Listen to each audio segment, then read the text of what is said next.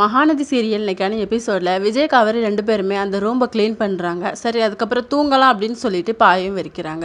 ஆனால் காவேரி விஜயோட மடியில் படுத்திருக்காங்க. நீங்கள் இல்லாதப்போ எனக்கு ரொம்ப ஃபீலிங்காக இருந்துச்சு. யார்கிட்ட போய் சொல்லுன்னு கூட தெரியாமல் நான் ரொம்ப ஃபீல் பண்ணிக்கிட்டு இருந்தேன்.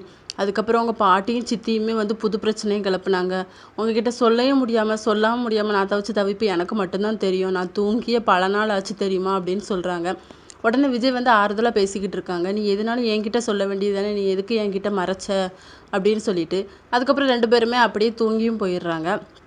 இன்னொரு பக்கம் மறுநாள் காலையில் நம்ம பாட்டியும் தாத்தாவுமே காவேரி வீட்டுக்கு வராங்க. வீட்டுக்கு சாரதா கிட்ட நான் காவேரியை கூட்டிகிட்டு போகிறேன் அப்படிங்கிற மாதிரி சொல்கிறாங்க. பாட்டியுமே சரி நான் கூட்டிகிட்டு போகிறேன் அப்படின்னு சொல்லிட்டு. ஆனால் பாட்டி நம்ம காவேரியை பிடிச்சி திட்டுறாங்க. ஏண்டி இந்த விஷயம் மறைக்கக்கூடிய விஷயமா, இதெல்லாம் பெய்ய மறைப்ப அப்படின்னு சொல்லிட்டு.